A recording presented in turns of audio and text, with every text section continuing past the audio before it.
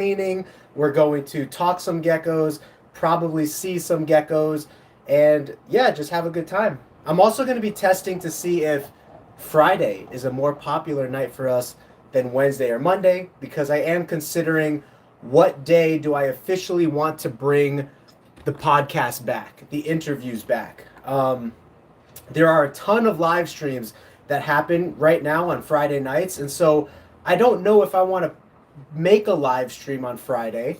Let me shut this off actually. Because I don't want to be interfering with other people's live streams that maybe you guys might want to listen to or interact with. So I'd rather do the live stream on a day where like nobody's doing it, and then you could be there live with us, and and you know what I mean? And then you could be live with whoever is doing theirs on Friday, and you could watch theirs. If we did wind up doing it on the same day, I know you could just watch back one or the other, but people really like to like actually be there live. So welcome to you guys. Let me know if you have questions. I'm just going to be grabbing tubs and doing some cleaning. We got some worms here already. Some of the worms turning into pupa. I love the Monday because I'm off work, but I'm sick with the flu. Oh, man. Okay. Well, I'm sorry you're sick, Deez. Hopefully we can just have a good time talking some geckos, make you feel better a little bit. All right, let me see what I need to clean real fast.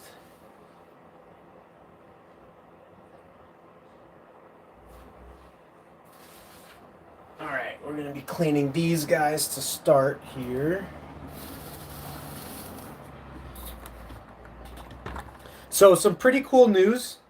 Maybe I'll wait till a couple more people are in here, but we're actually partnering with one of the pet shops in Arizona to promote captive breeding of reptiles, and we are going to be their choice of breeder for leopard geckos. So that's pretty cool.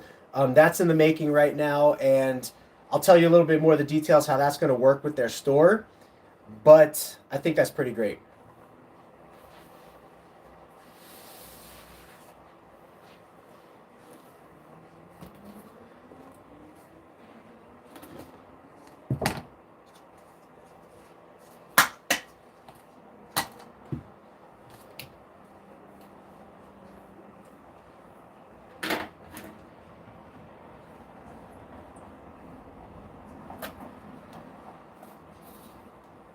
You got a little one right here.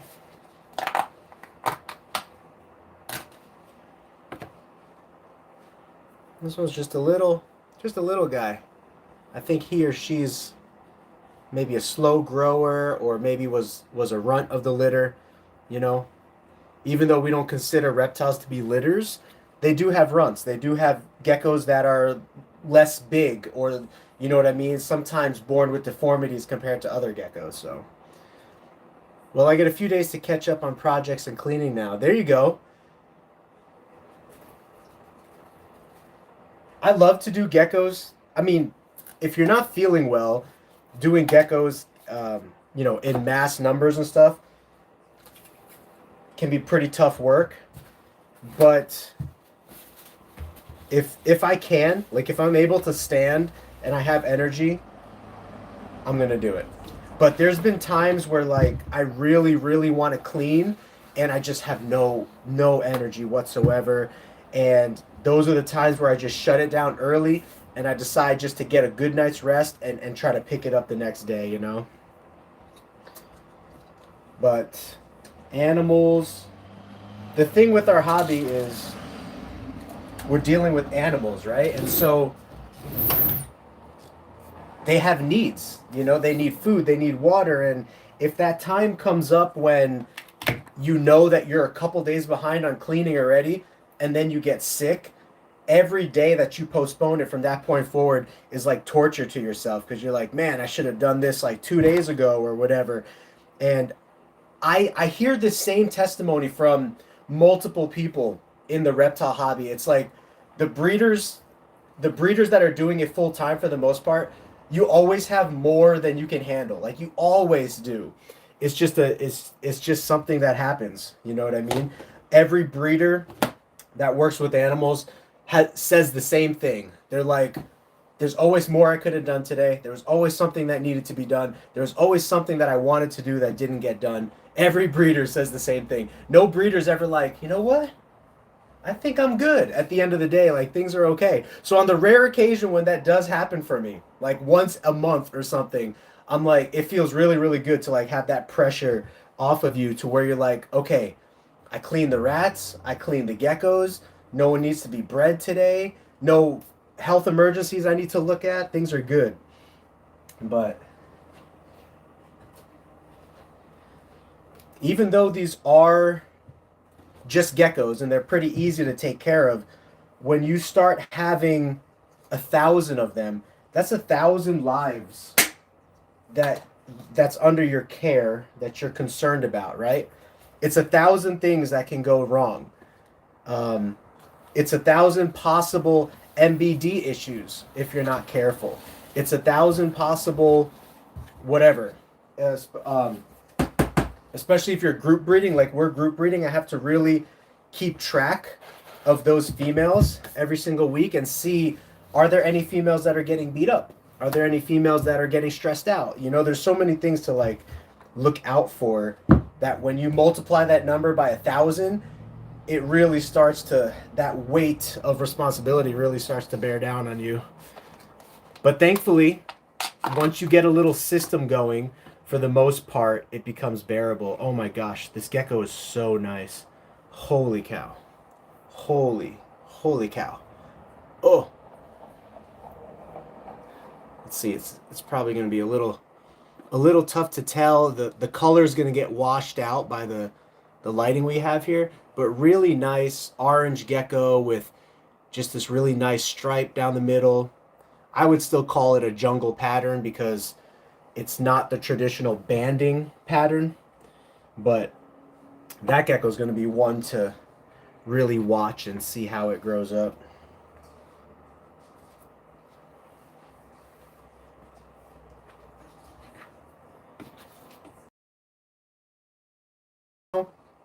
Is literally like of the other one.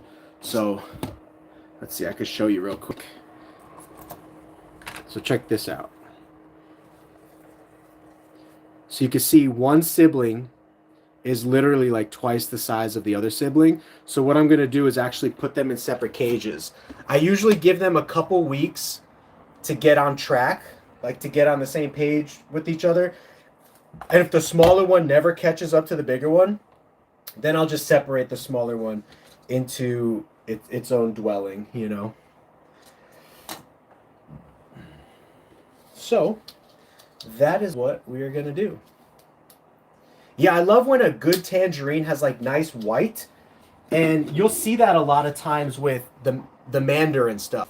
The mandarin stuff has like very nice white, and this one kind of rides up the face like the Joker a little bit. It's pretty interesting. But yeah, the pattern and stuff on this one's really nice. In person, it's going to be a little bit more of a darker orange, but of course the coloration here and whatnot is going to make it look a little bit different. I might be able to change that. I have this light box here, but I'd have to turn it around and do things. All right, the other one's big enough now to get a bowl. So once the geckos reach, I would say 10 to 12 grams, that's when I give them an escape-proof bowl. Before that, I just give them these little feeder dishes. And those are disposable, so if they poo in it or I want to throw it away, I could just throw it away. But once they hit 10 grams or so, they're tall enough to look into the feeder bowl and to use it consistently. And so that is what I do for them. So now this guy or gal is going to officially get a feeder bowl. We're going to put the bigger one in here. We're going to keep this bigger one. Look, she's free falling. No, don't jump. We're going to keep her in here, and then her sibling that's growing a little bit slower, we're going to put into a brand new tub.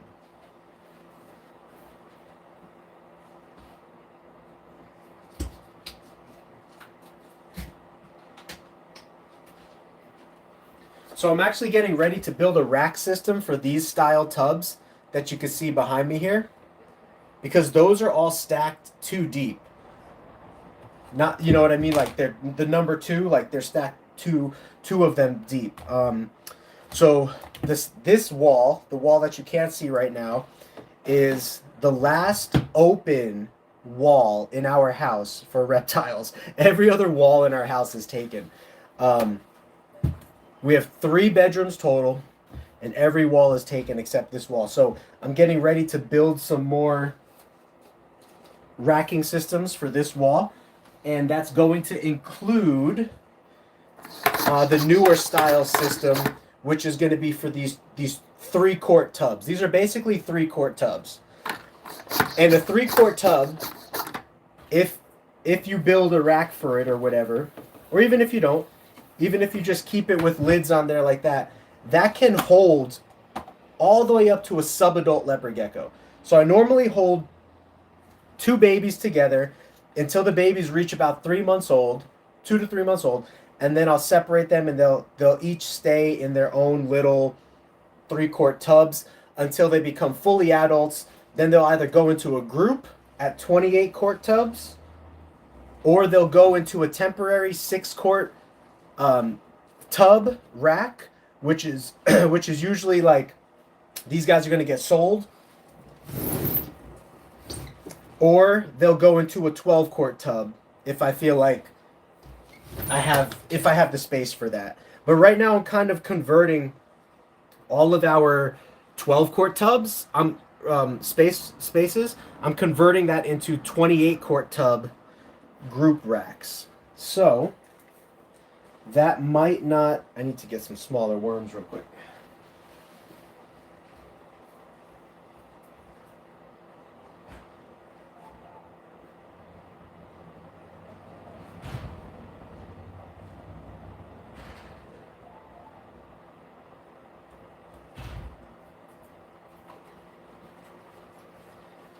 So 12-quart tubs might become completely obsolete and non-existent here with us in the near future.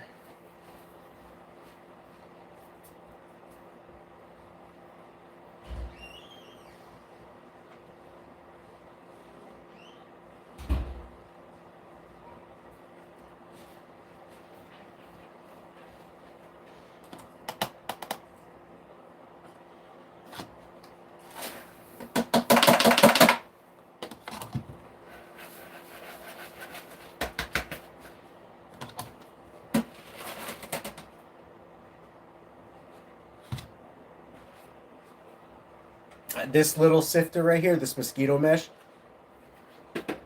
that works perfect for sifting mealworms. I just cut the bottom of like a small plastic trash can out that's like from the dollar store, and then hot glued the mosquito mesh to the bottom of that. Because once you get to the bottom of a container of mealworms, there's all that poo and like frass down there. You know what I mean? What's going on, Kyle? Good to see you.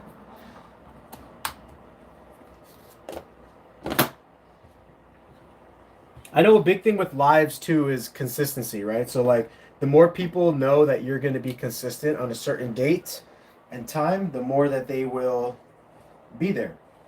So like Monday nights used to be huge for us because everyone knew that we did live streams on Monday nights. And then when I started doing live streams on Fridays, it wasn't as big. But then the more we were consistent with it, it started to become just as big as the Monday nights.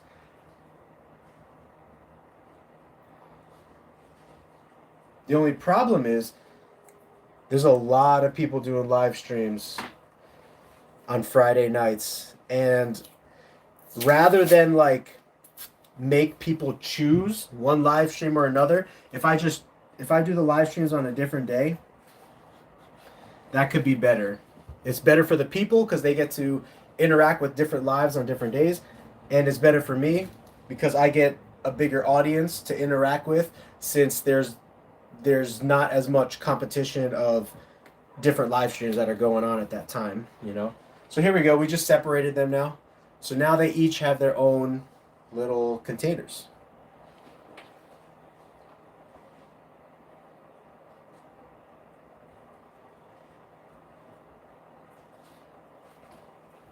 Actually, I'm going to do one more thing. I'm going to mark small on this. I want to mark it as a slow grower. That way I know I can keep track of, you know, whether this gecko is going to be a worthy enough gecko to sell as a normal gecko, or if I have to dial the price down and sell it as a pet gecko, you know, 3 months from now or whatever, if it's still not growing as much as a normal gecko would. A lot of them will just even out, you know what I mean? Once the siblings are separated, they'll even out. But a lot of them also will not even out. They're just smaller. They're just runtier. There's just something with them that is not going to allow them to grow as big or as fast, and it might not ever come to be, you know?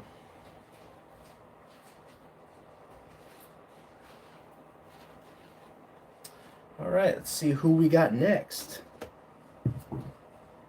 This one is also the same thing. Let me see if I could show you. Actually, that's going to be a difficult angle. Let me show you at a different angle here.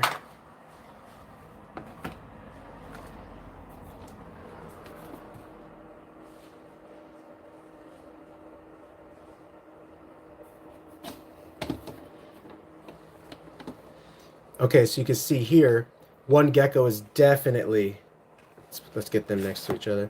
One gecko is definitely bigger than the other gecko. And sometimes that's genetics, and other times that's competition. So what I mean by that is sometimes it's genetics, meaning that there's something about the animal that is not going to grow to full size. It's just not going to. That happens a lot with leopard geckos, especially since we have a limited gene pool and we've been breeding the same leopard geckos in captivity for 40 years. So because of that, you just want to keep an eye out for when certain geckos come out smaller or runty. It could be tied into genetic lineage or genetic history. But it could also just be it could also be linked to just bad luck. You know, sometimes, just like with human beings, babies are born with issues, or they're not born according to the status quo. And so, of course, that happens with animals as well. Sometimes it's within your control to prevent something from happening or prevent it from happening as much, and other times it's just completely random. You know, other times you could have two completely healthy animals, superb animals, not even genetically related that much, and they produce an unhealthy baby. It does happen, you know? So when that does happen, you just kind of want to go through your checks and balances, troubleshoot what you think it might be, and just take it from there, you know? If you think it was something that you did, then you can make an adjustment. Oh, South Africa, the Great Carly. Good. You know, South Africa is really starting to get on my radar for reptiles. There's a ball python breeder out there called Royal Balls. I think it's Royal Ball Pythons is his Instagram handle and his YouTube handle. But he's super popular for ball pythons out there. And then I've been getting hit up lately by leopard gecko people that want to do leopard geckos in South Africa. So I hope that maybe we could figure out a way to export to South Africa. I've been trying to ask the different shipping companies here if we can ship geckos to Mexico, but we can't do that yet. I think that's in the making, though. There is a ball python breeder that is working on making it so that we... This was a little angry one. It's little and angry. And look at that. You can actually see through its stomach. Can you see that? Did you see that? You can see right through its stomach. It's transparent. So this is a white and yellow gecko. White and yellow is known to have its own issues from time to time. And so that could be a reason why this gecko is small. It could be struggling with something genetically because of its mutation that is causing for it to not thrive as well as another gecko. But let's see if we could do that again. You can actually see right through the gecko. Look at that. You can see right through the gecko's stomach. Isn't that a trip? And I remember when this gecko was born, it had like a bloated stomach like that. And I guess it just never went away. So that could be gout. It could be something, it could be a genetic health issue. You know, just like humans can get passed on genetic health issues. So can reptiles. But you can see right through its stomach. You see that? If you rewind this, if you can't see that right now, you can literally see right through its stomach. That is absolutely crazy. But yeah, we're just gonna I'm just gonna keep these two together, and hopefully, if by next week that little one is not staying up to par with the bigger one, then I might separate them. But for now, she's big enough to where I'm not too worried about it, and we're limited on space and stuff over here, so I'm not really gonna. I don't think there's a real need to separate her at this point. We'll observe her for one more week, but there they are.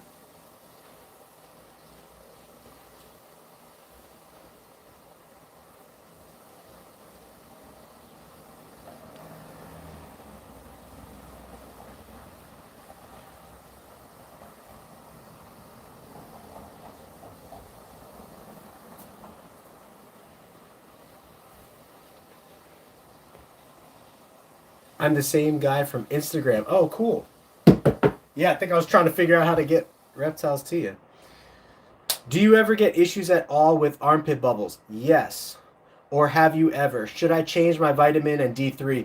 If we get armpit bubbles, okay, so it's more rare for us to get armpit bubbles for the leopard geckos right now. And if you guys don't know what armpit bubbles are, I don't have one that I can show you that I know of right now, but maybe you've experienced this where the leopard gecko builds up soft, expandable tissue underneath its armpit. Now, there's different theories of what that actually is. I don't think anyone's proven what it actually is. Some people suggest that it's calcium, that it's extra calcium buildup. Other people suggest that it's fat. So it's just like extra fat buildup. Whatever it is, I can tell you this. The problem is solved by reducing the amount of supplements you give the animal. So if you're giving the animal supplements every single feeding and it's developing those armpit bubbles, maybe you should start giving it supplements every other time. I would not necessarily separate the supplements, you know, the vitamin and the D3, although that is something you could do. You know, so like you could give vitamin at the beginning of the week and then D3 towards the end of the week. That just complicates things. And you always have to remember which one you fed the last time. Instead of doing that, I would just stick with the vitamin and calcium with D3 mixture and just do it every other feeding until those armpit bubbles start to go away.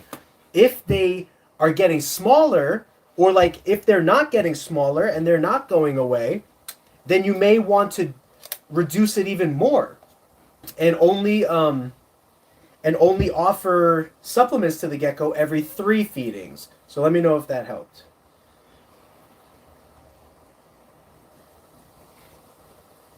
My other story about armpit bubbles, this came to mind. My other story about armpit bubbles is a couple years ago, maybe a year and a half ago, there was a huge mealworm shortage, gigantic mealworm shortage. No one could get mealworms anywhere.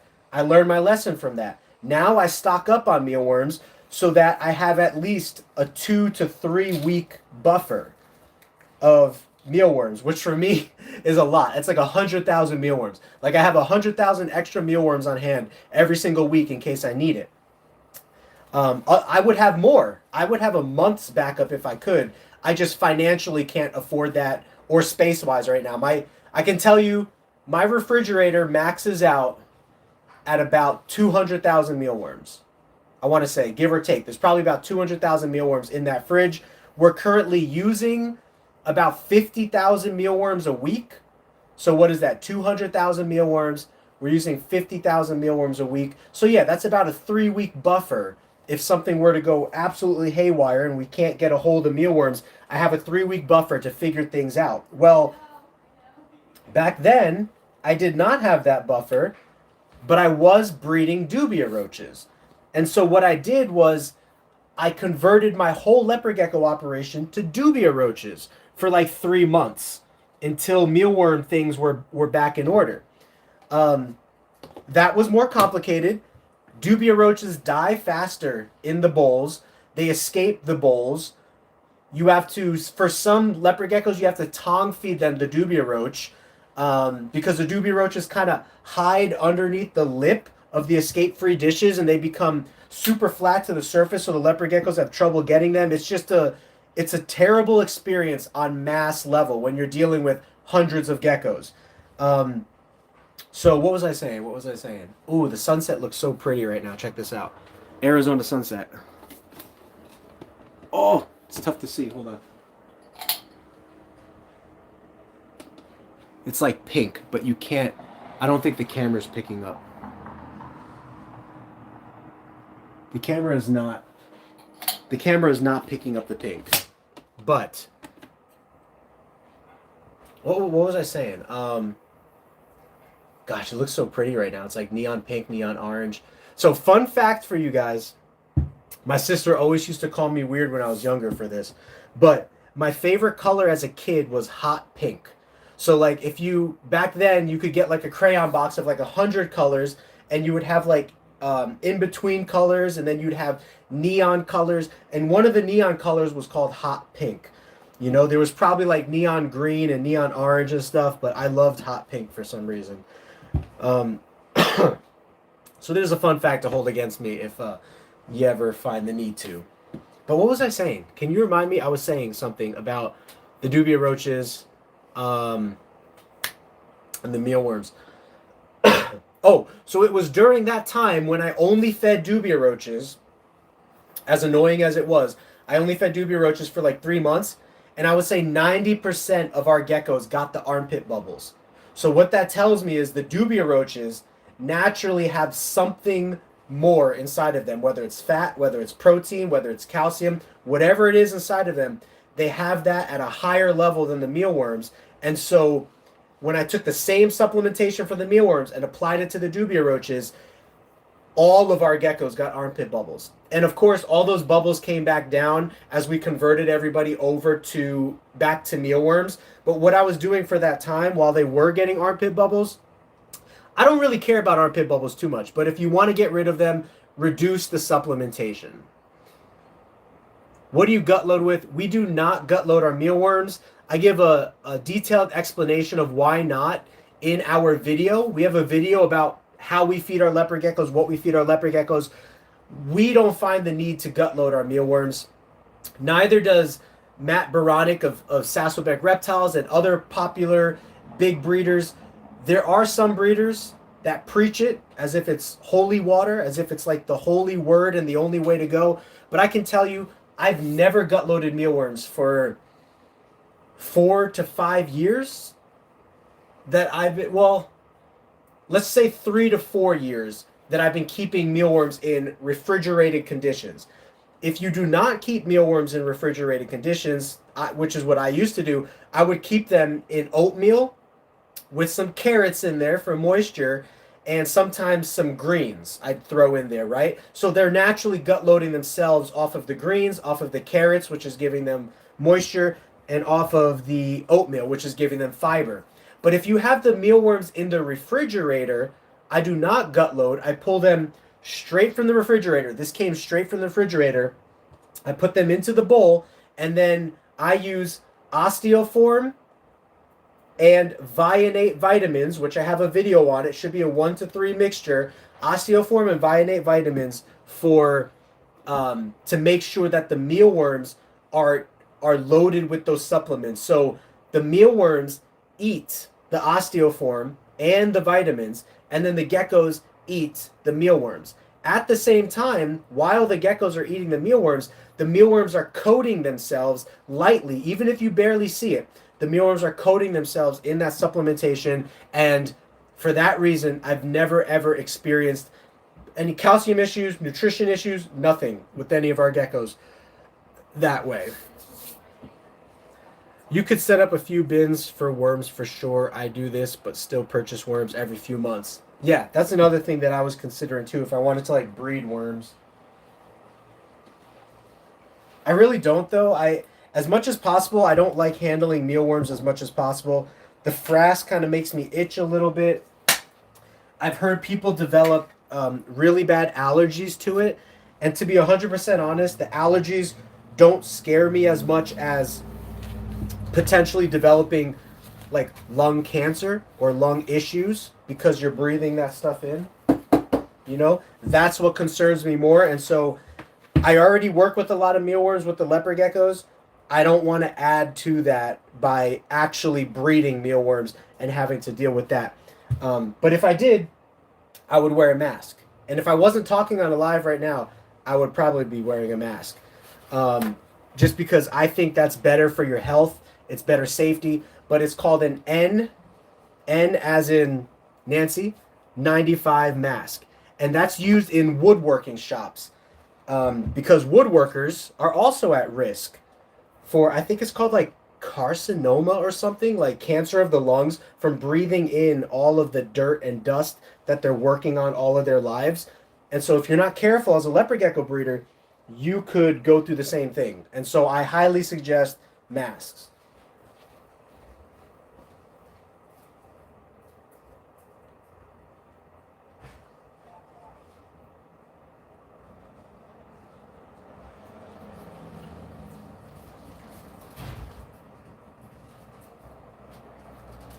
See, I was just unloading 100,000 mealworms today, and I was using this mask. So this is N95, KN95, but still N95, right off of Amazon. All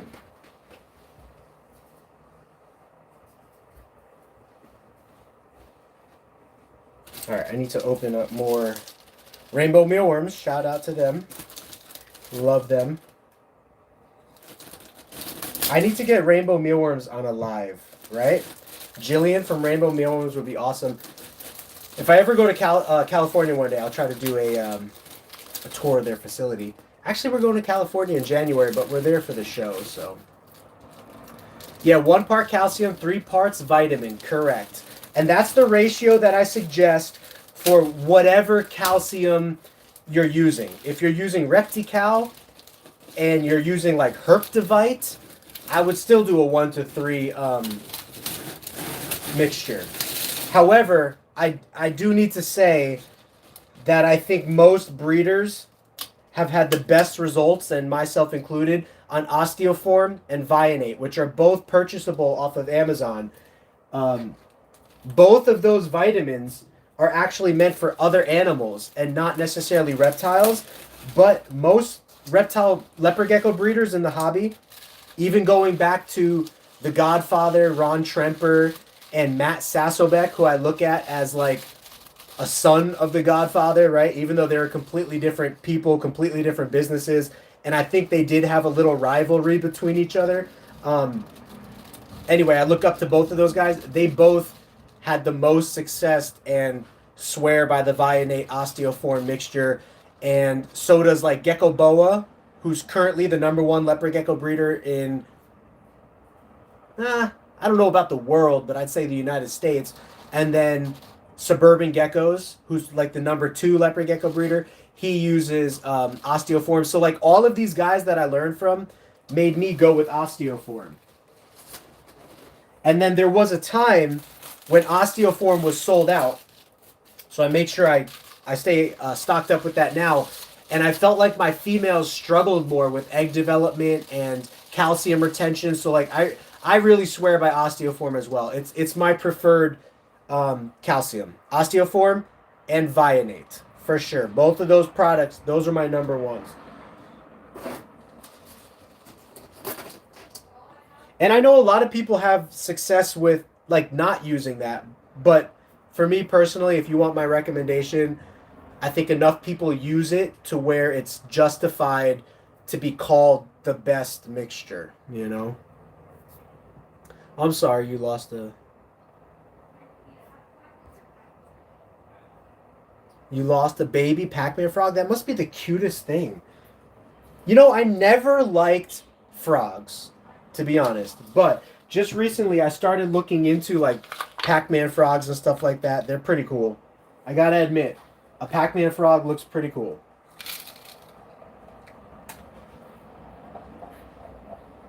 Also, I just started... I kind of heard about this from other people, but it's on my radar more now to potentially get into isopod breeding. So if you guys know about isopods, they come in, it's kind of like Pokemon. They come in so many different colors and species and subspecies.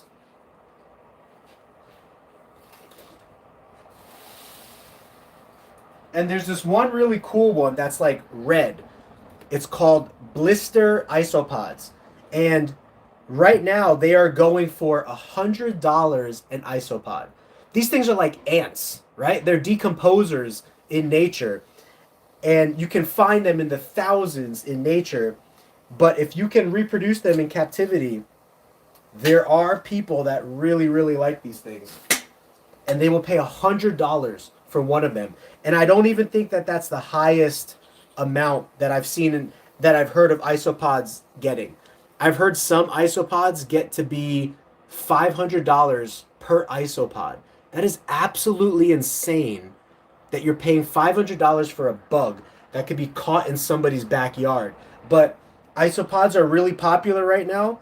There's a lot of people that are, it's trending. You know, when something is trending, the prices go up. And isopods are definitely trending right now. Now, I've never really been into keeping isopods. Preferably, I would never like to be into keeping isopods. Because I don't find the species fun or anything about it attractive at all, except for the collectability side. You know, I think all of us in reptiles, we're all collectors at the end of the day. That's why we get addicted to this leopard gecko morph or that leopard gecko morph. You know, we view it like Pokemon. You know, for anyone who liked Pokemon, you were like addicted to catching them all, right? It's the greatest slogan ever for a marketer. Gotta catch them all. It keeps you coming back to Pokemon over and over and over again because there's always more to do. You could level up your current Pokemon, you could buy new Pokemon, you could cross Pokemon, you could battle Pokemon, and that's kind of the same thing with reptiles, but specifically, you know, people who breed them and collect them. We all have that collector's mindset, right? And so with isopods, I think people are really, really getting addicted to the collector mindset of isopods. So I just researched isopods like on MorphMarket, and there's like so many for sale, and then there's so many different species you could get into. It's pretty cool, I gotta admit. Like from a collector standpoint, you know, it's like, why do people collect coins, right? People do it. You know, it's people find different things that they want to make into a hobby, and they want to collect them all, and then it becomes a goal and a passion of them. And the higher the goal, then the higher that somebody can profit off of that goal, you know? Because if somebody really wants something, they're going to pay whatever you want, basically. Even if it means $500 for a prehistoric bug that eats poop in your backyard. They'll pay $500 for that bug.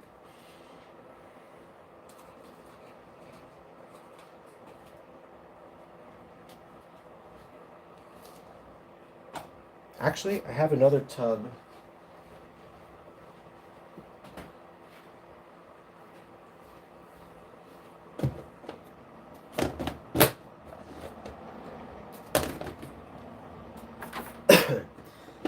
Now, if it wasn't for how many different species of isopods that actually exist, I would say that that market would come crashing down pretty quickly.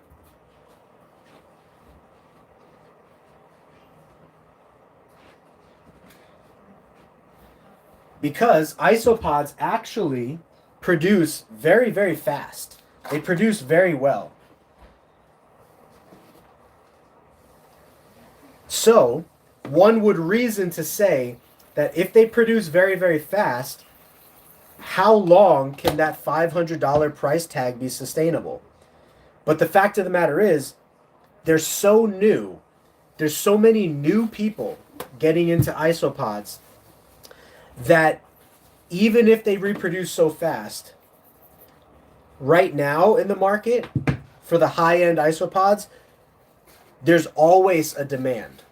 And that's a good place to be when you're talking about financial profitability, is you want there to be a demand, and preferably you want there to be a low supply, because then you, as the supplier, can charge more for that item, or in this case, that animal, because people's options are limited to where they can get them from.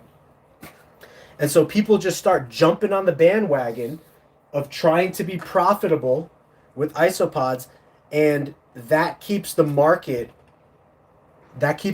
hot for a certain period of time before the supply and demand even out. And then eventually the worst thing for you is when the demand starts to drop and the supply is still high. That's when everything gets sold for dirt cheap. But right now, the supply is super low and the demand is super high, that isopods are going for astronomical prices for this little insect that is so easy to breed, so easy to keep, so easy to ship, so easy to sell. And that's why eventually that market is going to crash because of how easy it is. But for now, it's not going to crash anytime soon. That market's on the rise, and I would say for at least 5 years, there's going to be some very high dollar isopods, you know? At least 5 years. And who knows? It may not crash for 20 years because of how many new people are going to want to get into it. Because that's the thing, is right when a market is about to crash, right? Like leopard geckos right now, the leopard gecko market is kind of at this standstill right now. There's so much supply, so much demand, that it's just at this even standstill. But what if the demand went up for leopard geckos? Then they would become more valuable. And so right now, as we speak, the demand for leopard geckos is right here. So the price for leopard geckos has no reason to go up. There's no reason for breeders to raise their prices because they won't be able to sell them at those high prices. You know, like let's say I was like, oh, I want to sell you this tangerine for $2,000. And you're like, what? I could get that same tangerine for $200 from this other breeder. So see, there's no justification to raise the price. But let's say every other breeder in the world dropped out of leopard geckos and I was the only one left. Then I could raise the price to $2,000 per tangerine because there's nowhere else to get them from.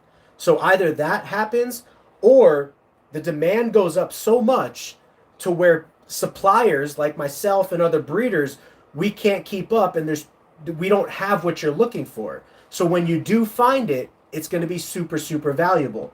And so that's the same thing that can happen with leopard geckos right now. If we see a surge in demand, we will also see an increase in price.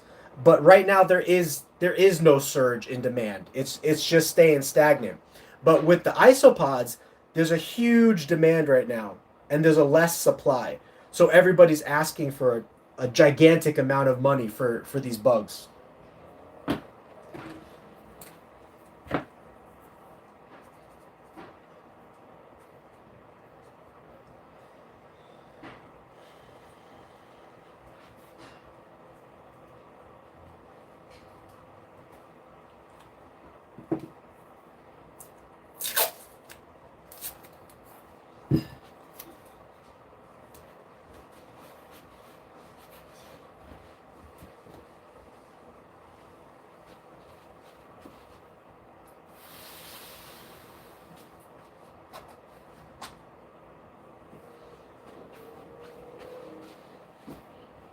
Well, guys, we are officially 4 tubs away from being filled up in these racks. So, these racks that you see right here, they go 2 deep. So you can see there's tubs back there as well. These things were awesome. I got them for like $80 each on sale from Amazon, but now I can't find them for less than like $130 each because of inflation. But there's 4 more spots left over there, and then this whole thing is taken up. So all of that is taken up by babies. And then this is the wall that I need to build new racks for. So that's going to be happening here in the near future as well. Building racks for that side. Okay, I'm going to run to the bathroom real quick. I'll be right back.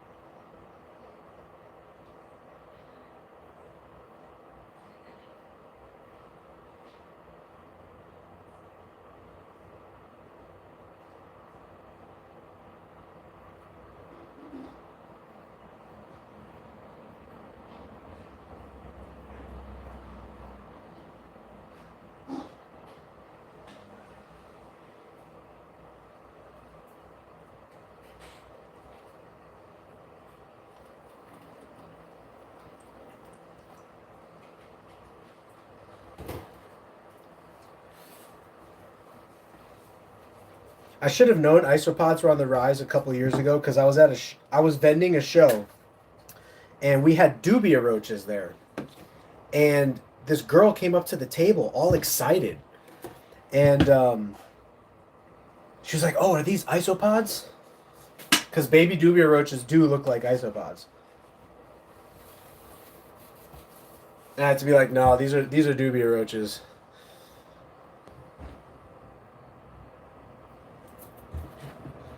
You're good, Wizard. I didn't know if I would officially do a live stream today. But I had to clean, and I have a couple options when I'm cleaning. The option is never silence. I never want silence while I'm cleaning. Maybe on rare occasion, I'm like, let me just soak in the sounds of geckos scratching at plastic and worms crawling through dishes, but it's very rare that I ever clean in silence. I normally listen to podcasts or music. Or the third option, which is what I'm doing right now, is I have the option to live stream and interact and, yeah, community build. So Wednesday I was doing that, and then today I'm cleaning as well. So I was like, let me do it again. And usually I won't do a live stream if there's something I need to really, really pay close attention to.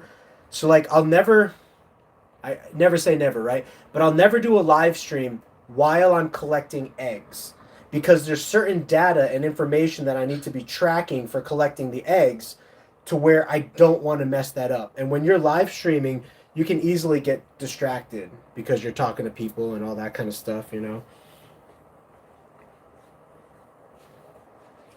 Little one. This is just a little one. JC Reptiles. What's going on, man? Hi, Frank. Just got done cleaning my geckos and feeding them, and just got done recording a supplementation video. Well, there you go. We were just talking about supplementation. So if you guys want to see JJC Reptiles supplementation video, which I'm going to check out, you could go over to his channel and check that out right there. You could just click on his JJC Reptiles. He is one of our followers. A lot of you guys might know him already.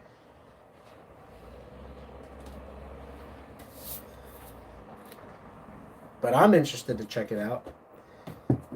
See what's going on. What are these? Oh, these are some Afghanicus Black Knights. I really do love the Afghanicus Black Knight project. I have very high hopes for it, And so we'll see. I can't wait to make generation 2 out of these. But this is generation 1 crosses. Now, here's what I noticed about Black Knights, which should be encouraging, is if you take a pure Black Knight that is very dark, and in some cases, even a pure Black Knight that is not so dark can produce dark babies, but you're going to stand the best chance if the Black Knight is dark. But it just has to do with lineage, right? So like, think about your guys' families. Do you have a sibling that looks nothing like your parents? If the answer is yes, then there's a good chance that those genetics came from the grandparents, right? So genetics get passed on, and certain genetics hit in certain generations, and other genetics don't hit, but they still get passed on. So in theory, you can absolutely have a Black Knight that is not very black, but if it has a long history of dark genetics, it can produce babies that are super, super dark compared to itself. Now, everybody wants to get the blackest of the blackest geckos, and I get that. But on the other side of things, not every time that you get a super black gecko is that black gecko going to pass on super black genetics. You know, so if you're paying super high dollar for a really high animal, you are going to stand a better chance of passing on darker genetics. But at the same time, it's not the worst idea also to invest, like if you don't have the money to buy super high, it's not the worst thing in the world to get a lower quality Black Knight as long as it comes from lineage that is dark or lineage that is very true to the Black Knight line. You know what I mean? So I thought I had another thought, but I lost it. Oh, so the Afghanicus. When you take a pure Black Knight and you breed it to something that's not a Black Knight, the babies are not going to be very dark typically. But then if you take those babies and breed it back to a very dark Black Knight, those babies, which are now the grandchildren, so to speak, the second generation, those will be super dark, like pitch black. You know, not every baby, but you can get pitch black from generation 2 crossing back into Black Knight. So the reason I'm really excited about Afghanicus is because generation 1 Afghanicuses are twice as dark as normal generation 1 Black Knight outcrosses. So that means to me that generation 2 Afghanicuses are probably going to be super, super dark more statistically on a higher level, since Afghanicuses have more dark pigment naturally and all that kind of stuff, you know? Afghanicuses also have really cool pattern and stuff. So you can see like there's a lot of circle pattern going on here, but they also have a lot of really interesting jungle pattern on the heads. Oh, that one jumped. On the heads of a lot of Afghanicus Black Knight crosses is like a V shape. You can't really see it here, but it's just a really interesting, look that I really look forward to making generation 2 and generation 3 outcrosses or crossbacks into Black Knight. Yeah, really, really hopeful for it. So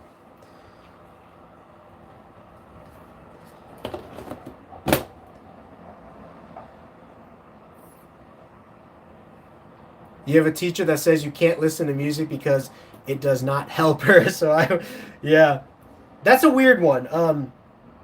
When I was in college trying to do papers and those kinds of things, sometimes music would help me just kind of zone out. But if I was listening to the words of the music, that would distract me from words that I'm trying to write on paper. It's only if I can get in zone out mode, right? So like, you ever like walk into a crowded restaurant or something and you go into like zone out mode? So that's kind of similar to what the music offers people sometimes. It allows you to zone out, you know? And also block out other noise from people. Like if you're in a library, there's people talking sometimes and stuff. So like you just need a consistent zone out noise, and that's what music can provide sometimes.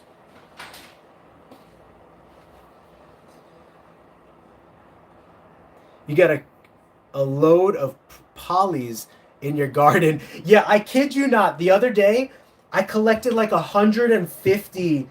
Um, I collected like 150 isopods from my backyard because I was cleaning out the the the rat garbage bags and stuff like that, and sometimes I leave it on the side of the shed for a certain period of time, and oh boy, isopods love it underneath those garbage bags. There was hundreds of isopods underneath the garbage bag, and so I was like, now that I know how valuable these things are, I'm just going to collect these isopods and see if I can just breed them in a tub off to the side of the house. Because I won't lie to you guys, I tried to breed isopods indoors one time, and I did a little bit of research. Maybe I should have done more research, but whatever effort I was doing was not successful indoors. Because I don't want to right now. Right now, the way it is right now, I'm not too motivated to learn how to do isopods the best way. So I just took some kind of base knowledge that I found from good breeders, and I didn't cross-reference it as much as I normally do when I'm really into something. And the reason is because I was just like, I didn't want to put too much effort into it. If I have to put too much effort into it, I'm going to go to the max. Like if it's something that I actually choose to do, I put so much effort into it that it's more than the effort that's needed to be successful, but I would rather do that to ensure that I'm successful. So I've never done that with isopods yet. But the one time that I tried to keep isopods indoors, it did not work out so well. Whatever level of knowledge or effort or combination I was putting in, the isopods died, and they never wound up producing anything for me sustainable. So I don't really want to put the time into taking care of them right now. I'd rather put the time into geckos. So I just collected like 150 to 200 isopods that I could. I took a shovel, and they were all like scattering. So I took a shovel, got the dirt, put it into like a giant air tub, a tub that has good airflow in it. And I put that out back, and hopefully they just breed and survive and thrive in there. And I could just go in there once a month or once every couple months, grab some isopods and sell them, So anyway, bottom line is, if you guys want a little side hustle, go to your local forest or your local, whatever, your backyard, somewhere where you can find isopods. Just start, turning over rocks. They really love decomposing wood, and you could just start collecting isopods, and you can literally make hundreds or thousands of dollars off of breeding and keeping and reselling isopods. Especially if you start partnering with pet stores, because pet stores are getting a lot of demand for isopods because they're a storefront. So they're like a huge marketing place for people who are looking for isopods that are kind of newer to isopods. That's where they go a lot of times, is stores. So you, as a breeder or a supplier of isopods, you could call up your local reptile shops and be like, hey, do you need an isopod supplier? And people, the thing about isopods is they're useful in two ways. Way number one, people like to collect them because they come in so many different colors and sizes and shapes and all that kind of stuff. But reason number two of why people like them is because they're used for crested gecko tanks and chahoua tanks and lychee tanks. They're used for all kinds of small reptile tanks to be a cleanup crew, So they're really useful in two ways. And I think you can't go wrong getting into the isopod game right now. At least from what I'm hearing other breeders talk about, and from some of the prices and value that I'm seeing on some of these isopods is ridiculously high. Oh, the roly-polies. Yeah, those are the lowest priced isopods. I think those go for... honestly, though, it's not bad. Those go for like $1 a piece, right? And so if you think about it, If you collect 200 of them from your backyard, that's $200. But the isopods that we were talking about earlier in this video, there's a look it up. Do a Google search right now. Blister isopod. Blister. They're going for $100 a piece.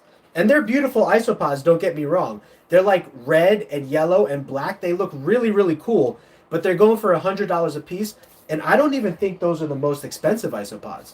I think I heard one time another breeder mentioning that there's isopods that they sell for $500 and even $2,000 a bug. That's absolutely insane. But this is the market we're in. You know, we're in the exotic collectors market, and it makes sense. If somebody's rich and somebody wants something, they'll pay whatever they want to get it, you know?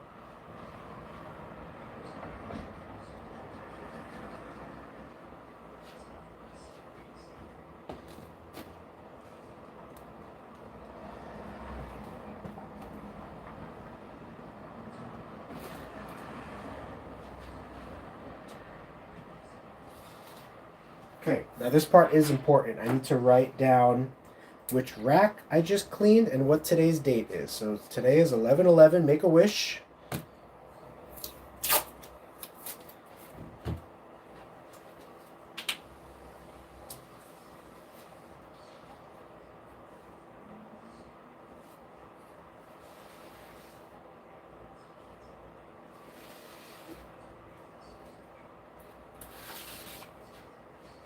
I'm going to pull out these other tubs.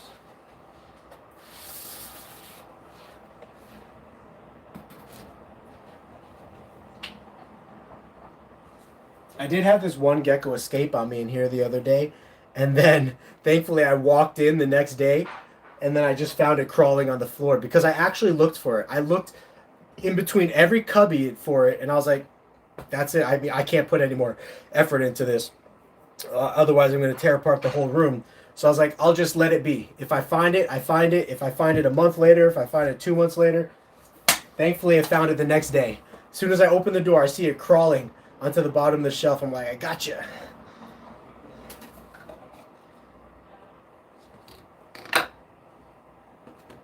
Is this Afghanicus? No, this is Black Knight. Black Knight.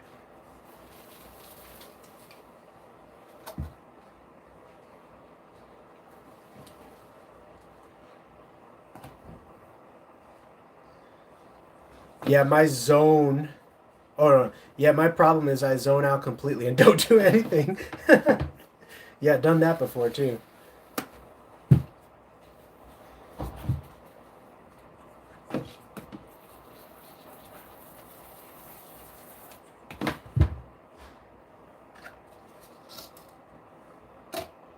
I think a lot of us encounter that same problemo.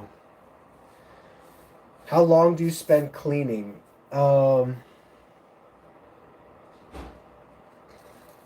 It's a tough question. I've tried to figure out how many actual hours of cleaning it takes for me with these guys. But I would say on average,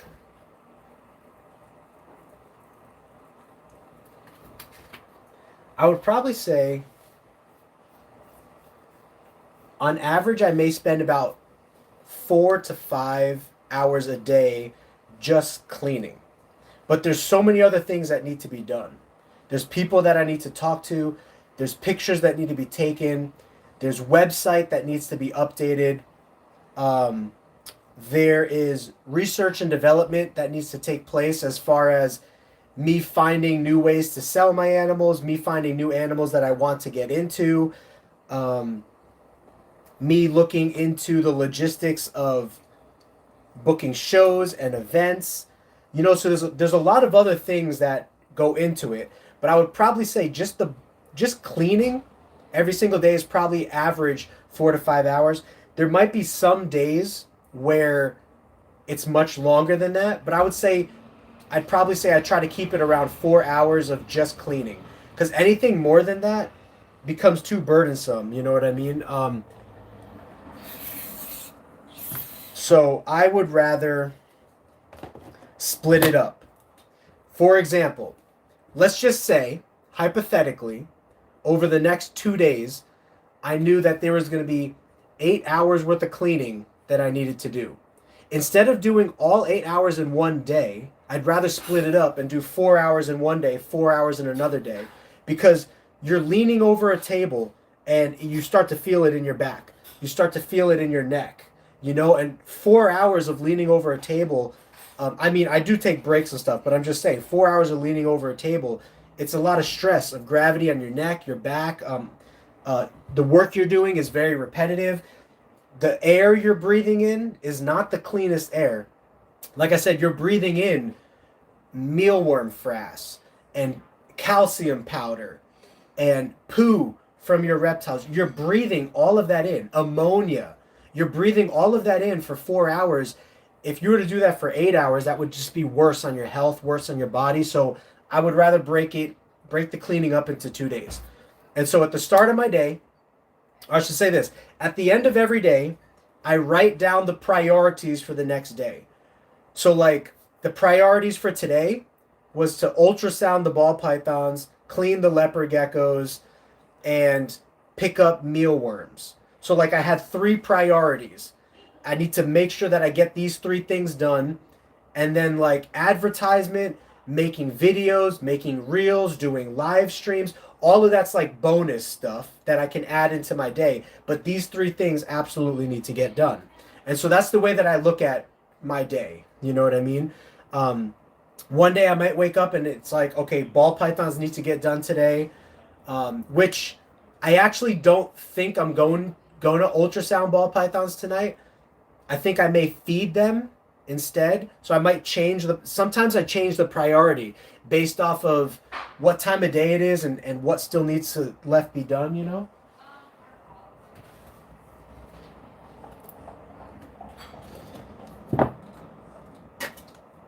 Ooh. This one's nice. This one's nice. Let me show you this one. Very nice. Very, very nice. Look at that, like lightning bolt. Look at those stripes going down this guy. Look at that. That's pretty nice. That's pretty much a clear telltale sign of a white and yellow right there. Just that extra brightness and whatnot. So I'd say this is a white and yellow. I guess you could call it a red stripe. Yeah, white and yellow, red stripe, emerine, inferno, bold cross. So I took our infernos and I crossed it into our hyperxanthic bold, or I took our inferno emerines because our inferno project is very heavily green influenced. So I call them inferno emerines, and I crossed that into our hyperxanthic bold emerines. So 2 crosses of emerine. So whenever you buy a gecko from us and it says like inferno bold cross, it's always going to be emerine influence in there on both sides. So a lot of times you'll get a lot of green influence coming in. But on the other end, not every sibling gets all the good genetics. You know what I mean? So like, here's the sibling to that one. Not nearly as nice. I also don't think it's a white and yellow, and white and yellow does make the color greater, so to speak. These are too young to tell sex on, and I'm going to start selling geckos once the sex is known. So that's going to be probably another month or so for these guys. But you can see this one. Oh, this is Eclipse. Yeah. So there's the reason. Let this be a good lesson. Look at this animal. Do you see how it's not nearly? Let me get the other one real quick. Do you see how it's not nearly as bright and colorful as this one? That is because partly of the Eclipse gene. The Eclipse gene reduces color in the geckos. So that's one of the things that's really exciting about the Cipher gene right now. The Cipher gene is also something that shades in the eye color of the gecko. But at the same time, as far as we can tell, it does not dilute the color of the gecko. So with Cipher, I think we're going to be able to get the most orange and red. Oh, we'll be able to get the most orange gecko with red eyes from Tremper or Bell Albino that we've ever experienced in the hobby. So that's what's really exciting about Cipher, is because Cipher does not dull out the colors. Oop. I have to block this one. So there they are again. Siblings, you could just see the one in my right hand is absolutely stunningly shining and just jumped into the cage. That one might become a holdback, or it might be available, but I won't be selling it for at least another month or two until its sex is determined. It puts on some size. That's just the best way to do it, in my opinion. Now, if they ever poo or pee in this bin that I'm cleaning them or holding them off to the side, I just go rinse it real quick.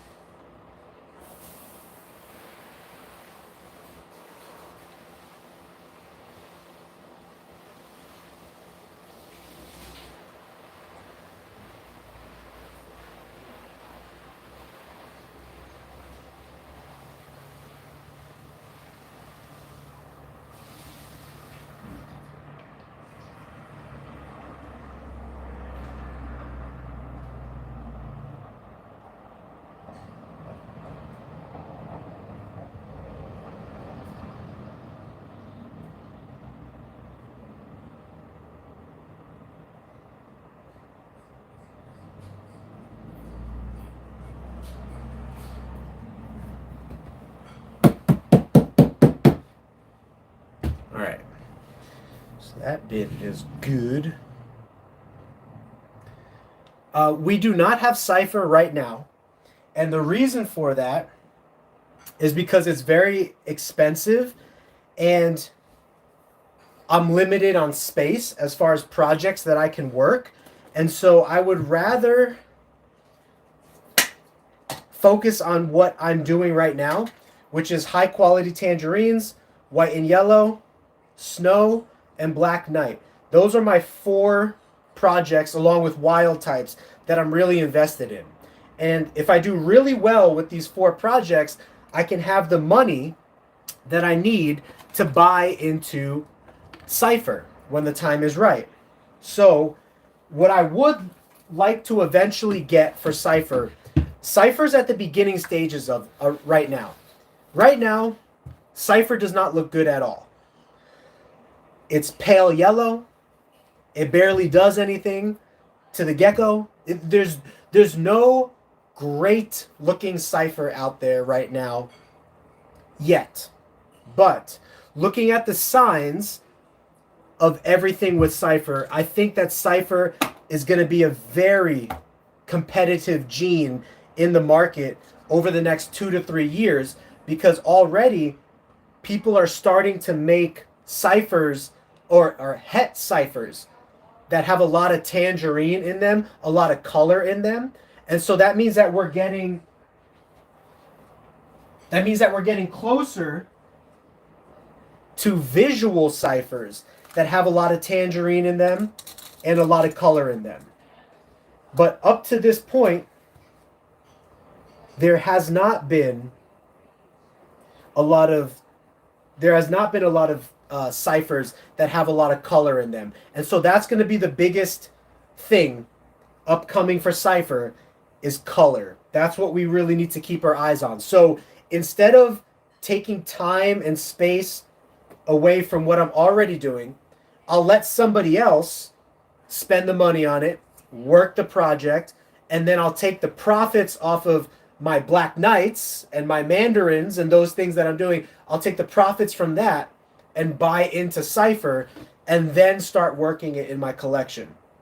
So if you have a couple morphs that you really, really want to get into, that could be a strategy for you. You know, like let's say you really, really like Black Knight or you really, really like Tangerine and you can't decide which one you want to get into. Here's a Black Knight, by the way, a really nice Black Knight. You can't decide. What's up, Dragonheart? Let's let's say you can't decide which project you want to get into, Black Knight or Tangerine. You can't decide where you want to spend your money. What you could do is just pick whichever project you're more passionate about or is more available right now. Work that project, make money in that project, and then take the profits of that project and spend it into the other project that you were not able to invest in at the time because you didn't have the space or the money or both. And now, 5 years later, you're working both projects and you're successful in both realms. So I know jumping into geckos is a little bit overwhelming. You want to get into everything. But there's nothing wrong with picking a lane or a couple lanes. It doesn't have to be just one. It could be like clowns. Yeah, like Kamikaze says he's thinking about Black Knights or clowns. You know, you could pick a lane, choose one that you're more passionate about at the moment, become an expert in that lane, and then spend the profits of that in buying into other lanes. You know what I mean?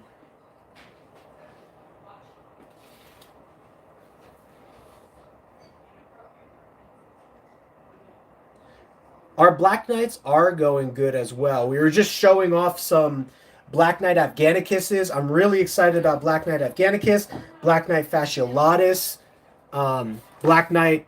We don't. Oh, we have a couple Black Knight Turkmenicuses, but mainly we have Black Knight Fasciolatus, Black Knight Afghanicus, Pure Black Knight, Snow Black Knight, Blizzard Black Knight. Those are the ones that we currently have right now. And then this one's in our Mandarin project. So you can see, very nice. Nice pile of poop. I would say, let's rate this guy's pile of poop. It's funny, Whitney and I, you know Whitney, my wife, we always rate our cat's her loafing ability. You know how cats sit in a loafing position? And our cat is like pure white. So when she's sitting in a loafing position, she looks like a loaf of bread. So whenever we see her, we're like 10 out of 10 loaf or 9 out of 10 loaf if she has like one paw sticking out or something. So let's rate this poo here. Is that a 10 out of 10 poo for being all in one spot? Or should we deduct some points for this poo right here? I think we're going to have to deduct some points for this and some points for that.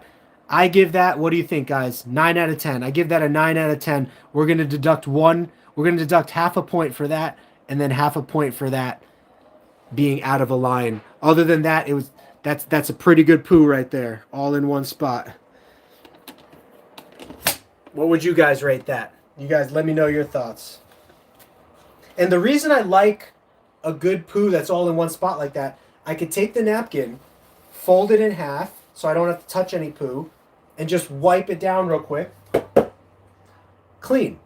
But if there's poo scattered everywhere and like poo on the plastic everywhere, I have to take the time to like rip off a new napkin and do all that kind of stuff, you know, because I try to make sure all the poo is wiped away and all that. But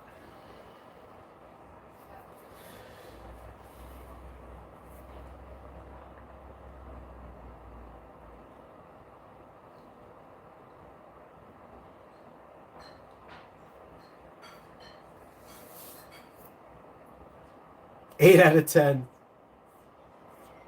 Oh, Kyle, I already put it away. I'm not sure where it was, but what you could do, Dragon, is take note of where we are in the live stream right now. Like whatever, we're at like, what, 1 hour, 19 minutes? We were showing the Emarine, I think around 1 hour and like 10 minutes or something. So you could like go back in the live stream to like 1 hour and 10 minutes and then check out, oh, whoa, I just flung worms all over the room here. That's pretty crazy. But yeah, you could like check it out. Yeah, it was a pretty nice Emarine. I was actually really impressed with that one.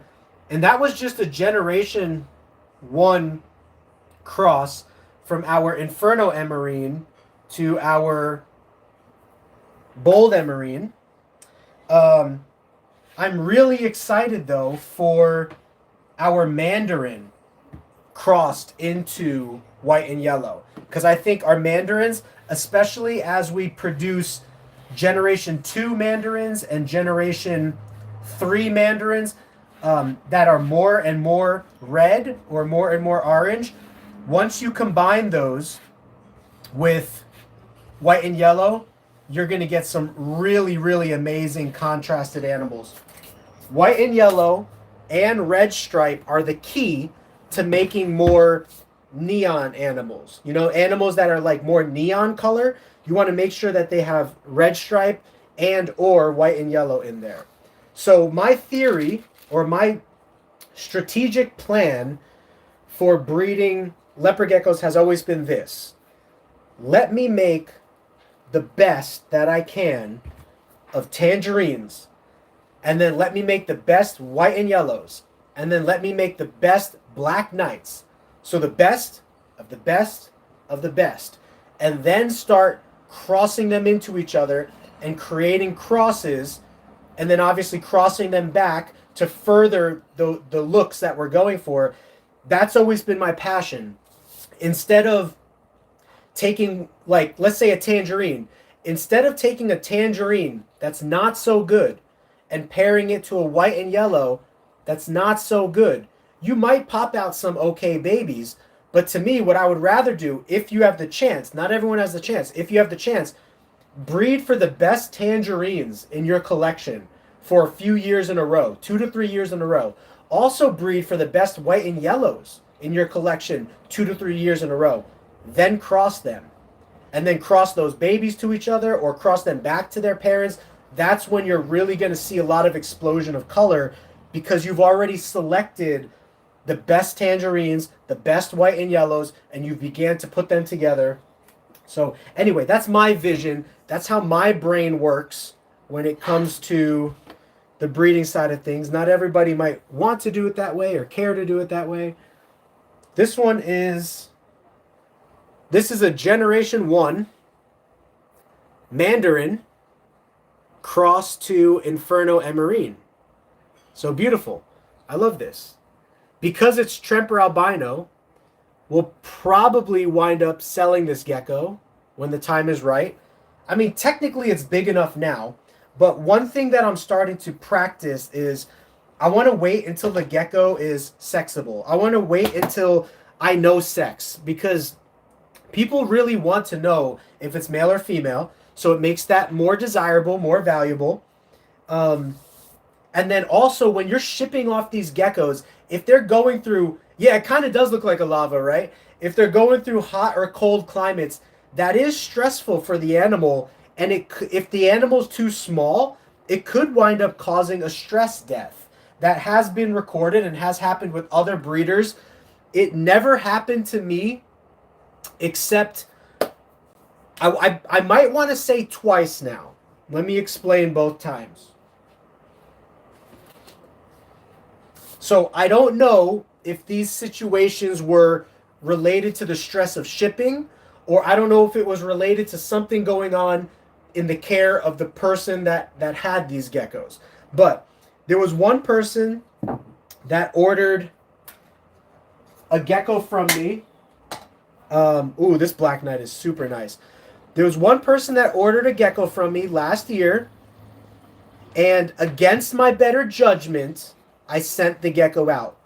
And the reason I say it was against my better judgment is because the gecko was about, I want to say the gecko was about 12 or 13 grams, which if a gecko is healthy at 12 or 13 grams, you're perfectly fine. That gecko's going to be okay. But I shipped it at 12 or 13 grams, but the gecko was a little bit skinny, a little bit lanky. It just looked a little bit weaker to me. Against my better judgment, I sent it out. The gecko died within a week.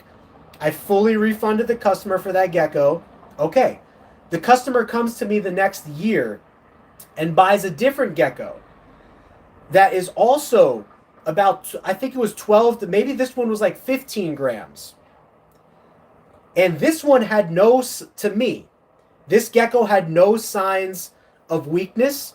Maybe, just maybe, it was a little bit on the smaller side for his age. But I didn't have the date of birth written on there, so I wasn't completely sure. When I looked at the animal, nothing in my judgment said this animal is too small for shipping. Everything was all systems go. So I shipped the animal out to the guy. It dies within a week. Same guy. So like I said, I don't know if it's something with their setup, or I don't know if it was something with just bad luck. Well, like I said, the first gecko was a little bit weak, but why didn't it die in my collection? Why would it die a week later after I shipped it when I had that gecko for a couple months already? Or a month, month and a half? It doesn't die with me, it dies with them. And then the same thing happened with the other gecko I sent, was probably a month and a half to 2 months old.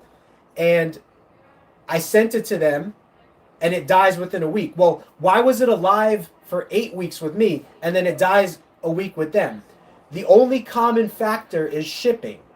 And then I was listening to another breeder talk about when they were moving their collection, some of the younger geckos wound up passing away in that breeder's care when they were shipping their geckos. So all of this is said to prove a point.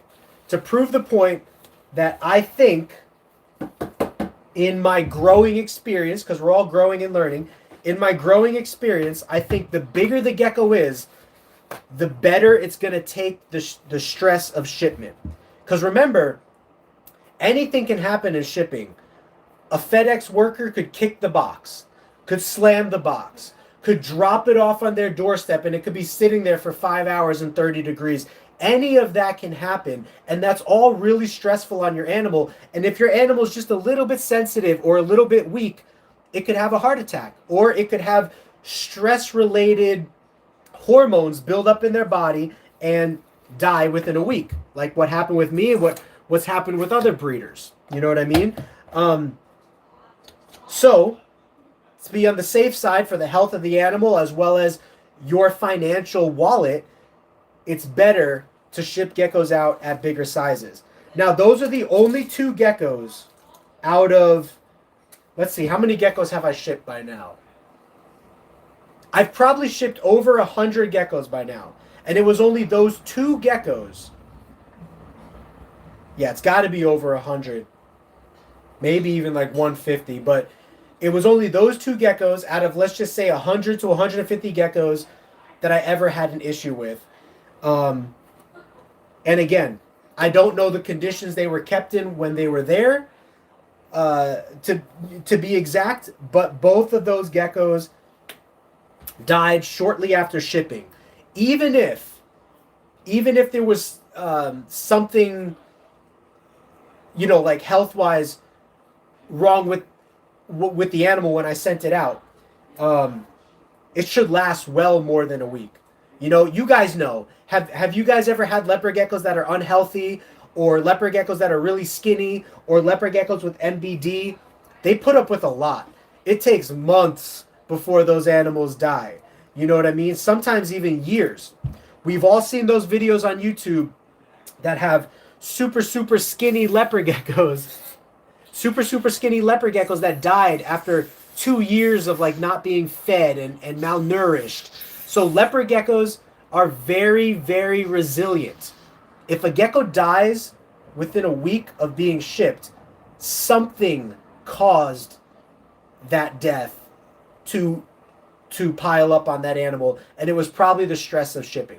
So I've never viewed shipping in the same way until both of those things happened to me, because I've shipped geckos out really small. And if you know crested geckos, there's some crested geckos that go out at 2 grams. Let me repeat that. 2 grams. We're shipping leopard geckos at 10 to 15 grams minimum. But there's crested geckos that are much smaller that go out at 2 to 3 grams, and they make it perfectly fine. But at the end of the day, it's all about risk. What are you willing to risk? Are you willing to risk the life of the animal? Are you willing to risk a refund to the customer, an unsatisfied customer? All of that. So every business has to come up with their own plan a risk, what's worth it to them or not. But this is another really, really nice Black Knight. So this is, just like I was talking about earlier in this video, this is a cross back. So it was a Black Knight bred to a Super Snow, created Black Knight Snows. Those Black Knight Snows were bred back to the pure Black Knight dad and created that gecko. So that's only a second generation crossback, and you can see just how black it is. Isn't that amazing? That's really exciting for the Leopard Gecko Black Knight project. Because that means that you, anybody out there, could spend $3,000 on a pure Black Knight male. You could breed him to other females you got in your collection that are not even Black Knight. You could incubate all of those babies to be female. And then you could breed him to those 10 to 20 babies or 30 babies the next year. And you're going to get babies that look like the one I just showed you right now. You know what I mean? That's really exciting.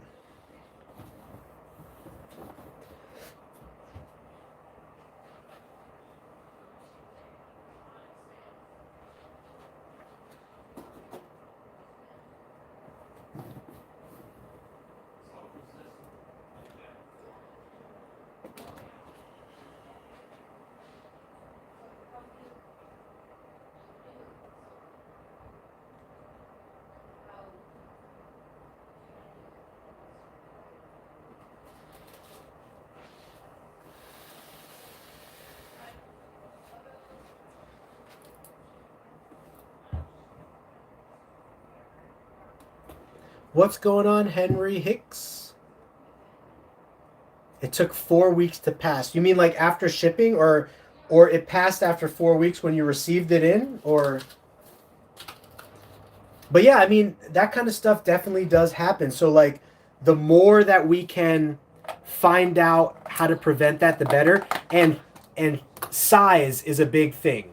You know, I think it's way more rare for a gecko that's 25 to 40 grams to pass away.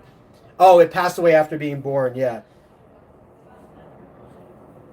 Yeah, I mean, that happens for sure. I mean, there's weird circumstances that could cause geckos to pass away as well. And it depends if the gecko was like genetically weak from the start, so to speak. So that's why I've started marking those tubs of the geckos that are like born on a certain date or genetically weak.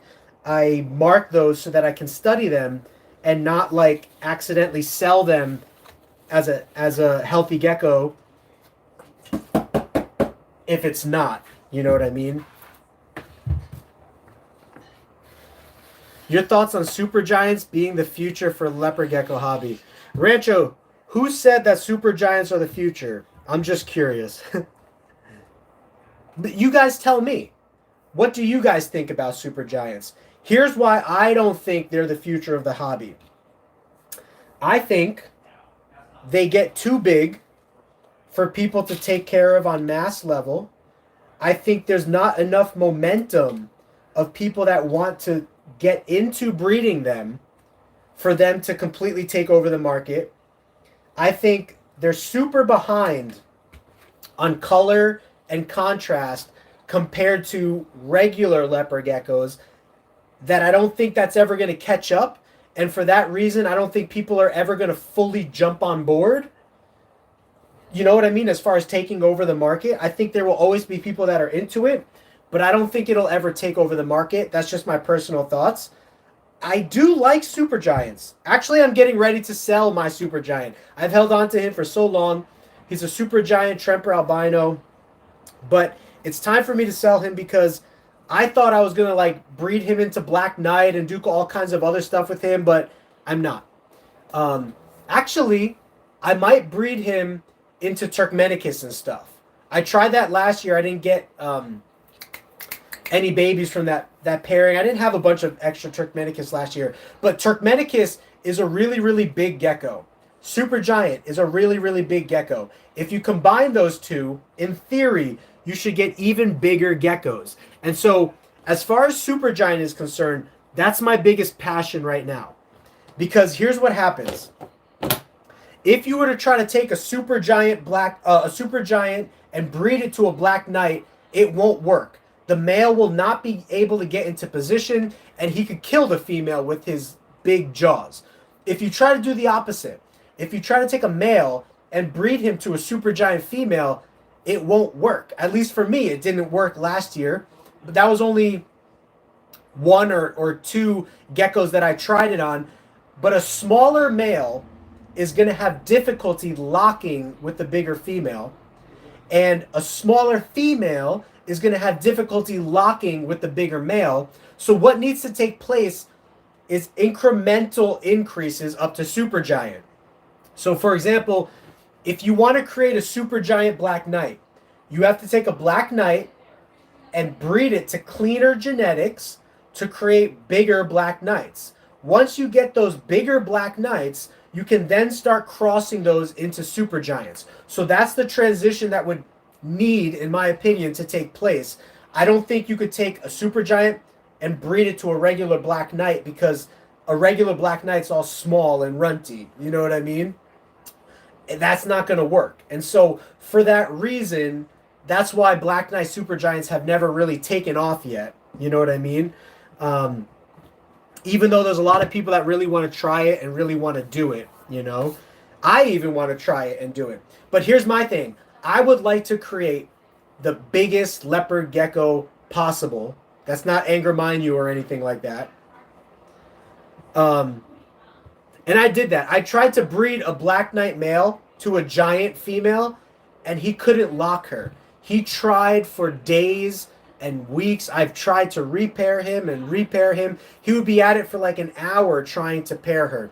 Now, that's only one chance, right?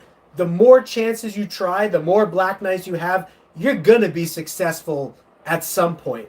But I'm just saying, in general, if your goal is like, oh, I want to make supergiant black knights, so I'm going to buy this supergiant and this black knight and breed them together, it's not quite that easy. You might find success. If you do, that would be fantastic. But I'm just telling you the difficulties that I've noticed so far and why I think that hasn't been accomplished yet. It doesn't mean that it can't be accomplished. It doesn't mean that it won't be accomplished. Maybe you're going to be the one to accomplish it. I'm just saying that's the reason it hasn't been accomplished yet. So anyway, my conclusion on supergiants. They consume way more food than regular leopard geckos in their growth life. They take up way more space. Well, it depends if you give it more space or not, but they are bigger animals, so people tend to house them in bigger cages, which over the long run takes up more space. So they eat more, they take up more space, they're more difficult to breed with the common leopard gecko. They're not as colorful as the common leopard gecko, but the pro, you get a big old gecko. I'll give you that. It's a big old thing, and it's really nice. I'm just saying it's a project that I think is going to continue moving forward. It's just I don't think it'll ever take over the market. That was your question, right? It wasn't whether I like them, because I do like them. It wasn't whether people want to work with them, because people do want to work with them. The question was, do I think they'll take over the market? And for those reasons, I don't think they will ever take over the market. But I could be wrong. So it'll be interesting. Let's check in with each other in 10 years, and let's see where the market's at. Isn't that cool? Isn't that fun to think about, that like 10 years from now, I might be doing a live stream and we might be talking about this. So keep that in mind.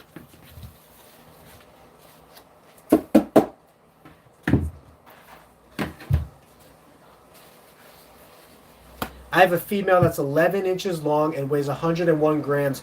Would she be considered a giant? So here's what I thought you were going to ask me. I thought you were going to ask me my opinion on what a supergiant is. Because highlighting Henry Hicks's question here, there is much debate in the hobby right now over what a supergiant actually is. The creator of Supergiant Ron Tremper, the guy who discovered it, in his first book, he wrote that it was an incomplete dominant gene similar to Max Snow. You guys all know Max Snow, right? One Max Snow makes the gecko lavenderish, paler in color. Two copies of the Max Snow makes the gecko completely white with all black spots. That's an incomplete dominant gene. So it was hypothesized by Ron when he first discovered that this gecko was bigger. It was hypothesized that giant is an incomplete dominant gene, meaning that one copy of the gene makes the gecko bigger, but two copies of the gene makes the gecko even bigger. Now, after that was released, there was still a lot of argument over whether it was line bred, meaning that bigger geckos make bigger geckos. So with the example of Black Knight, if you're breeding black geckos to each other, they're going to make more black geckos. If you're breeding orange geckos to each other, they're going to make more orange geckos. Black and orange is not dominant or recessive in the same way that Max Snow is dominant. So that was the argument, is that Super Snow is actually line bred for bigger quality and bigger size rather than singly dominant as Snow is singly dominant or incomplete dominant. Then a very, very weird thing happened.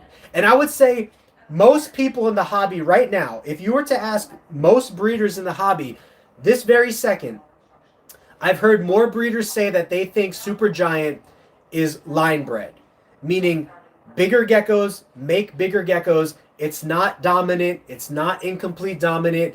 It's the same as if Shaquille O'Neal had a baby with a tall professional WNBA player. Their kids are going to be tall because Shaquille is tall and his wife is tall, so the kids are going to be tall. That's more what people think in the hobby. And as of right now, that's what I think. But I could be wrong about that. Now, recently, last year, here's the monkey wrench thrown into this whole equation. Ron Tremper did something that nobody thought he would do. What's going on, All Exotic? We're talking about the Supergiant. Ron Tremper printed a book saying that the Supergiant is... I didn't read the book, so I'm paraphrasing or I'm going by what other people have told me. Maybe you could Google search this and find the exact quote. But Ron Tremper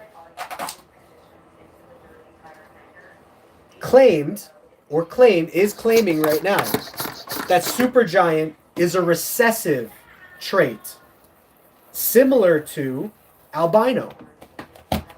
So in the same way albino works, meaning that one copy doesn't show any change on the animal, but two copies shows the change on the animal, like albino. That's what Ron Tremper is claiming, or I've heard he's claiming right now in his most newest released book. There's a lot of people criticizing him for it. There's a lot of people just scratching their heads like, why does he think that? And then there's other people that might believe him. But I would say the majority of the hobby right now views Supergiant as a line-bred trait. Bigger geckos make bigger geckos, and it's as simple as that. There's no direct dominance involved. There's no direct recessive genes involved. That's it. So that's what I thought you were going to ask me, my opinion on that. But that ties into Henry Hicks' question, because Henry Hicks asked, I have an 11-inch female, 101 grams. Should she be called a giant? In reality, no. She should just be called a big gecko at this point, because we don't know what giant actually is and what Supergiant actually is. Until we know that, then we can't really guess it. Because at the end of the day, there's big geckos and there's small geckos, right? So should a small gecko be called a miniature just because it's a small gecko? No, it's just a small gecko. Should a big gecko be called a giant because it's a big gecko? No, it's just a big gecko. So that's kind of the main reasoning right now. Man, this one's pretty. Check this out. Really, really, well, fell right into the human hide. There we go. See, this is our white and yellows after a couple of years of breeding. It's almost like pure pale white. And here's another one. This one's actually striped. Ooh. Fell on the ledge. Anyway, let me know what you thought about what I said, what you guys think it might be. Let me know if you find Ron Tremper's exact quote. But there's three main theories about Supergiant right now. It's dominant, it's recessive, or it's line bred. Most people believe it's line bred. Now, the cool thing is there's a lot of genetic testing starting to become real. I don't know if you guys have been following the ball python world, but now you could send in the shed of your ball python to determine its sex, to determine what mutations are in that animal. And so essentially, that could also take place with Supergiant, is we can study the genetics of Supergiant to see if it's actually line bred, if it's incomplete dominant, if it's regular dominant, if it's co-dominant, or if it's recessive. It could be any of those. But we would need to study it on a molecular, biological level to actually learn or know what is the case. Other than that, we're all just going to be guessing. And is that going to be possible one day? Maybe. Geckos, etc. is actually working with a scientist right now out of California, and they're studying the genetic code of snow, albino, white and yellow. They're studying the genetic code of all of those geckos, and I would imagine eventually one day that information is going to be inputted into a data sheet or something that we can study to see what genetics are actually, like what type of genetics are actually what type of genetics. Like, is this really recessive? Is this really dominant? And we'll be able to tell all of that kind of stuff. I'll be right back.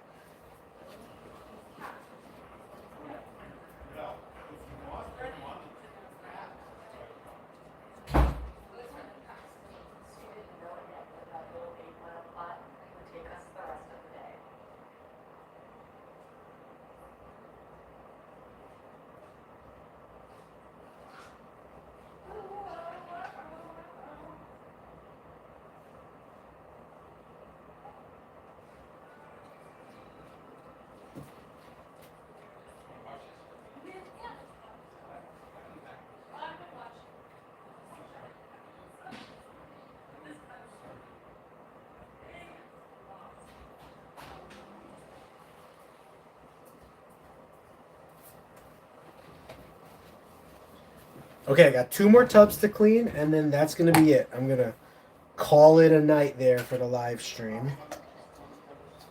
Going to spend a little time with, take a break, spend some time with Whitney, and her parents are here right now.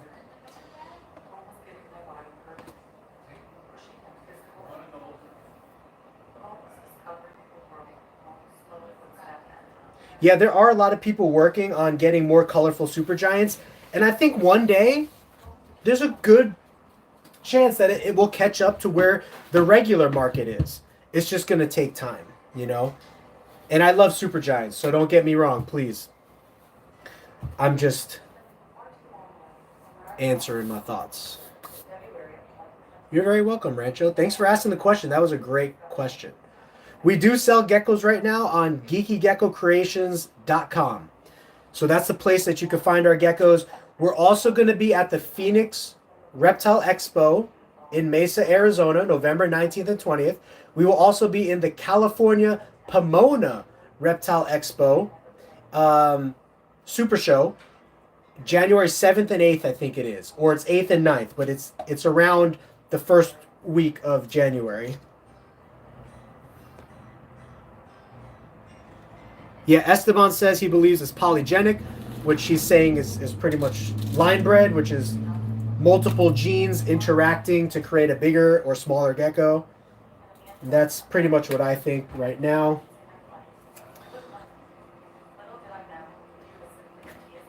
You could almost call that first one pied. That's insane. I know, right? Doesn't that look pretty crazy? That's what I mean by breeding for the best white and yellows. Somebody just gave us $5. I appreciate that. I'm going to get to who you are right now. But thank you so much. We haven't gotten a super chat in a while. That feels good. I appreciate that. So we were talking earlier in this stream. You could watch it back or please rewind it, about breeding for the best tangerines and the best white and yellows separately and then combining them. So that like pied looking white and yellow that I was showing you, that's like what I would consider like a really interesting and different expression that you don't normally see. And now when I cross it into tangerine, who knows what I'm going to get? I'm going to get something crazy, something unexpected, something really cool. You know what I mean? So that's always been my goal in breeding things separate, creating the best of every world, and then combining them together. It'd be great if they got this genetic testing for leopard geckos done. Yeah, I think they will eventually.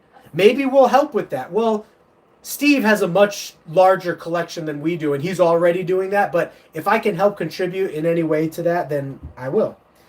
Or maybe we'll work with scientists down here in Arizona and make that happen. So.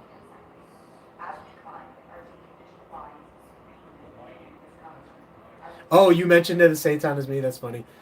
Does that not look almost pied to you? I think you meant the white and yellow that we were talking about. I think we're really close to having that happen as far as the genetic testing. I'm ready for this test for one reason. Yeah, blizzards and Murphy's patternless are always hard to tell, so that testing could be really useful. If there's demand for it with ball pythons, then all we would need is demand for leopard geckos. Yeah, maybe we'll work with MorphMarket and help.